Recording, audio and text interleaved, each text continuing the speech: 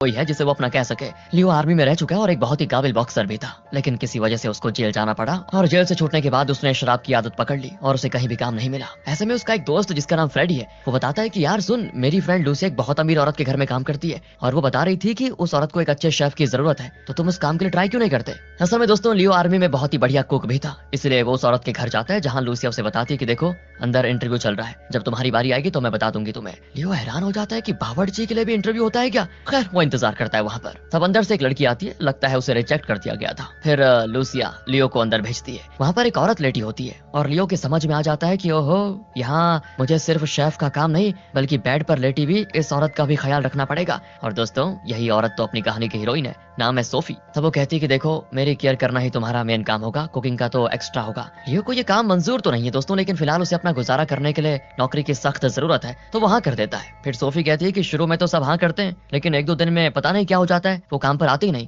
और यहाँ से भाग जाते हैं। इसलिए देखो मैं फिर पूछती हूँ कि क्या सच में तुम्हें ये काम करने में इंटरेस्ट है या नहीं। तुम लूसिया के दोस्त के भेजे हुए आदमी हो, इसलिए मैं सब कुछ साफ साफ तुम्हें बताना चाहती हूँ कि तुम्हें मेरा पूरा ख्याल रखना होगा, पूरा। यूजुअली मैं इस काम के लिए सिर्फ औरतों को हायर करती हूँ, लेकिन पहली बार एक आदमी को हायर करने की सोच रही हूँ। न जाने क्यों मुझे लगता है कि शायद तुम इस काम में टिक जाओगे। लियो कहता है मुझे पूरी तरह से मंजूर है, मैं ये काम जरूर करूंगा। लेकिन दोस्तों, शराब पी पी कर लियो की हालत बहुत ही खराब हो रखी है, जो कि उसके चेहरे पे साफ दिखता है। इसलिए सोफी फिर पूछती है कि मुझे गुस्सा जल्दी आ जाता है और मैं काफी जिद्दी भी हूँ, तो क्या तुम इन सब के बावजूद काम को मैनेज कर पाओगे, पहले बता रही हूँ तुम्हें। दोस्तों, वैसे सोफी तो करोड़ों में खेलने वाली एक औरत है, दुनिया का ऐसा कोई देश नहीं जहाँ वो नहीं गई। एक तरफ से सोफी एक फ्री बर्ड की लाइफ जी रही थी समझो, लेकिन 3 साल पहले कार एक्सीडेंट में उसे हमेशा हमेशा के लिए बिस्तर पर लेटना पड़ा। हालांकि लियो उसको ये नहीं बताता कि वो जेल जा चुका है, पर बाकी सारी चीजें बता देता है कि मैं आर्मी में था, फिर मैंने आर्मी छोड़ दी और मेरा कोई परिवार भी नहीं है। सोफी भी उसकी बातें सुनकर उसकी नौकरी पक्की कर देती है, लेकिन ये शर्त रखती है कि मेरा हर काम परफेक्टली होना चाहिए, कहीं पर कोई भी लापरवाही बर्दाश्त नहीं होगी। लियो भी शर्त मान जाता है, लेकिन दोस्तों सोफी को ना अभी भी शक है कि पता नहीं ये कितने दिन रहेगा यहाँ पर।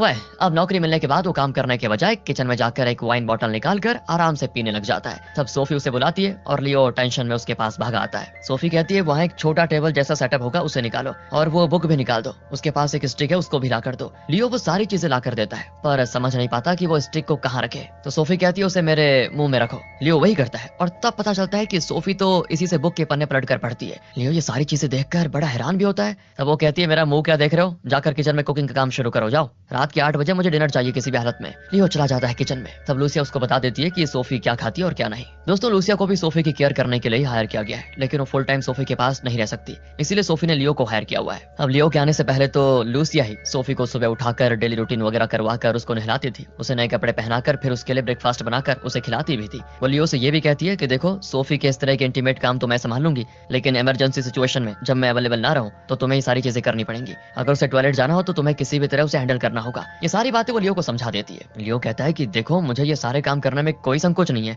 लेकिन सोफी को कैसा लगेगा, शायद वो नहीं चाहेगी कि एक आदमी उसके ये सारे काम करे, मतलब इंटीमेट काम। उसी का बस मुझे डर है, लेकिन मुझे कोई दिक्कत नहीं है। और जैसा लियो को लगा था ना दोस्तों, सोफी को संकोच तो होता है, क्योंकि इतने दिन सिर्फ औरतें उसे ब्रश वगैरह करवाने से लेकर टॉयलेट जाने तक सारे काम करवाती थी और तब उसको उतना अजीब नहीं लगा, लेकिन एक आदमी उसके इतने इंटीमेट काम करे तो उसे ये बड़ा अजीब लगता है और काफी संकोच भी होता है। खैर दोस्तों, इस तरह 3 दिन बीत जाते हैं और अब लूसिया सोफी की केयर करने की सारी जिम्मेदारी लियो को सौंप कर घर चले जाती है। सुबह लियो को उठने में देरी हो जाती है तो सोफी अपने कमरे से चिल्लाती है, तब जाकर लियो जागता है और भागा चलाता है वहां पर। कल रात क्या है ना दोस्तों, लियो ने बहुत पी ली थी और उसे अलार्म की आवाज तक सुनाई नहीं दी थी।